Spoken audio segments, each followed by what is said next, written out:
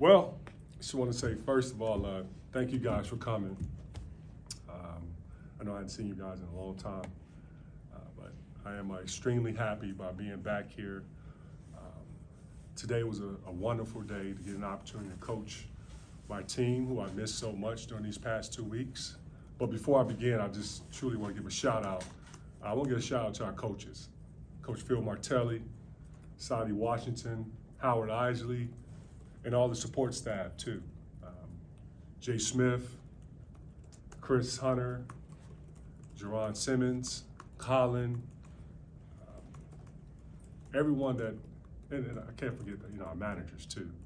Our manager did a fantastic job in those 2 weeks, making sure that our guys are prepared, serving in a lot of ways. And I was excited just to see that everyone joined in together, all hands on deck. With that, I touched on it earlier, how excited I am about being back in Chrysler. But let's talk about why you guys are here and why I'm here. That's the real thing. And the reason why we all here is because of the post-game events at Wisconsin.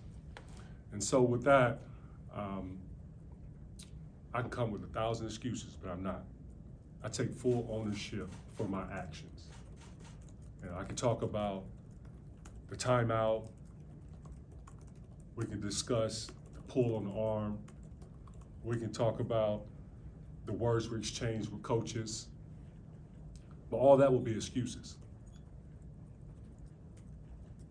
The main thing is that was not the right way how I should carry myself as a head coach at a fine institution like the University of Michigan. I was truly upset with myself. During that 2 weeks, I did some soul searching on how I can improve. When I talk about my team, being 1% better, that applies to me too. So during that 2 weeks, I got a chance to do some soul searching to evaluate how I can get better. And during that time, I reflected on the moment at Wisconsin, but then how I can be better as a best version of myself as a head coach here. Better as a person and better as a coach. So let's talk about the person. I want to apologize to the assistant coach at Wisconsin, Joe Kameroff, because he deserves an apology. And hopefully someday in person that I get an opportunity to walk up to that man and apologize to him, look him in the eye, look him in the face, and let him know that I am sorry. And it doesn't mean I won't do the same with Greg Gard and others.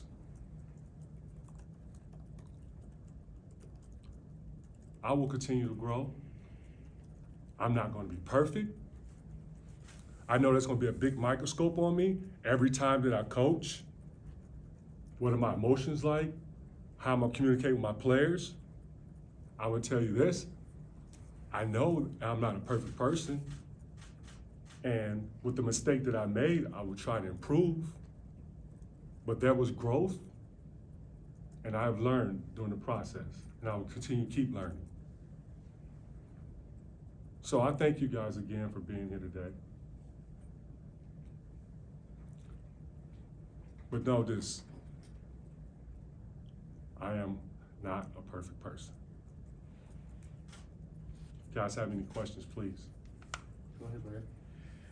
Juwan, between your post-game press conference at Wisconsin and when you released a statement, at what point did you know yourself that you had made a mistake, and how did you feel in that moment?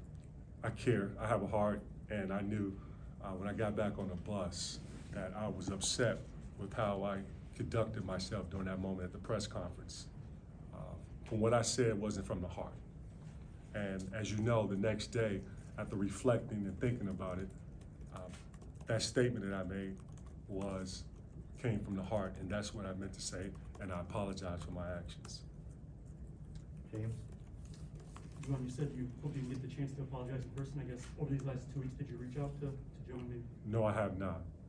No. And the plan is to do that when the season is over, when it presents its time, because I know that they are involved in the season as well. I would rather do it in person than on the phone.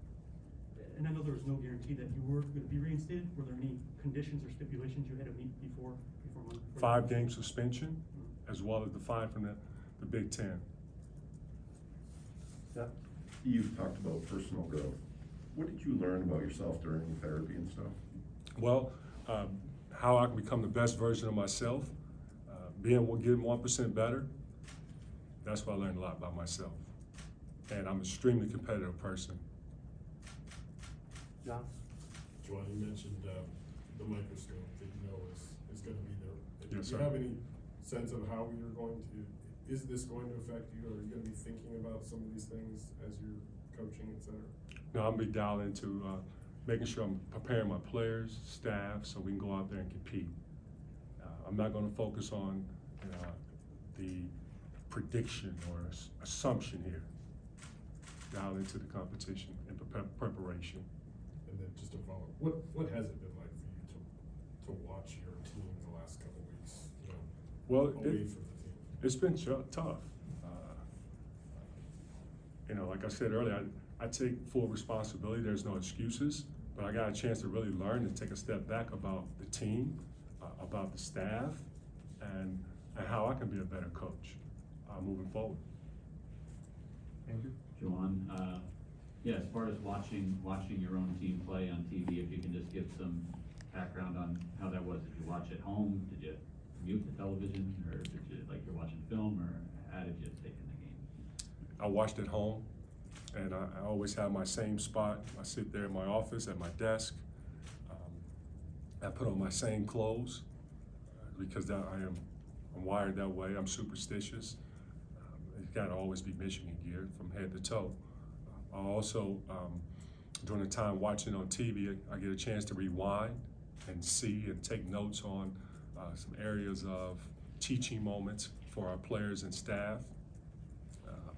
And then as we get an opportunity now, as you know, which I'm very excited about, is the Big Ten tournament, preparing how we can be a better team moving forward as we work extremely hard to get this Big Ten title. Quick follow-up, were you kind of watching like a coach? It sounds like if you're taking notes, or more like a fan reacting to, Both. I'm always going to be a fan. I'm going to be a fan as I'm coaching. I'm one of the biggest cheerleaders there is to our team. I just don't have on the gear. And among the 1,000 excuses, could the pandemic be one thing? I mean, all of us are facing pressures. Last night there was fights in the stands, and players had to be kept out of the stands from fighting. And with what happened with both sides of the coaches, is this another example of the pandemic creating pressures on all of us and making us a little, make choices that we wouldn't make otherwise? I'm not sure, but I know last year, first time of experiencing COVID, it's always been challenging. Coaching during some uncomfortable times like now, and this is something new that we all have never experienced before, but I think we all have gotten stronger during the process. Jamie? Some local coaches were asked maybe the handshake line should go away. What do you think about that? I like it. It also is a great example for sportsmanship in sports, and I think we should keep it. Jeff? Obviously, you're a competitive person to reach this level and everything you've done. You guys are as well. How do you teach them to compete and not fight, battle without crossing the line? Well, when you're diving into the competition, and our young men not just been taught by me, but for other coaches that they have had an opportunity to work with before, prior to arriving here at the university. But the message is always being taught, not just by myself, but also from our staff. And for a head coach like Phil Martelly, and I still call him a head coach because not only have coached so many years, but also have had so much success. That man is a great teacher, and he's not only a teacher to our players, but a teacher to coaches like young coaches like myself, Howard, and Sadi. And we always talk about how it's important for our guys to be dialed into the competition, keep it between the lines, and never take it where it's personal. Stay engaged into competing on the floor, and when the game gets physical, make sure it stays within the rules of the game. Coach has time for a couple more. If you were watching on TV, you probably couldn't avoid the bracketology talk, I guess. Have Right. you given any thought to, you know, your team's place potentially in the field? Have you done enough, or? It's One kinda game at a not- time. You know, and that's how I've always been wired. And my mindset has been preparation for Indiana, but I was waiting by the television, excited to see where we'd be seated for the Big Ten tournament. And that was at one point Penn State, and at one point it was Maryland, and there was a point they were talking about Indiana. And I kept gathering all my notes and watching game film on all three teams. Brandon? Coach, I wonder if you had a different depth of conversation maybe with Musa and Terrence, since they also served a suspension from the events. I mean, just, you know, what you talked about with those two specifically. Yes, we had a conversation the next day as we all took a breather, calmed down, reflect, and we talked. And it was a good conversation. We talked about accountability. We talked about taking ownership. We talked about no excuses. And we talk about learning through this process. And I've also reached out to my student athletes and parents as well, and called them, and I had some good conversations. But throughout all the conversations I've had with my players and their parents, everyone's been extremely supportive. Go with Jamie and then Alejandro.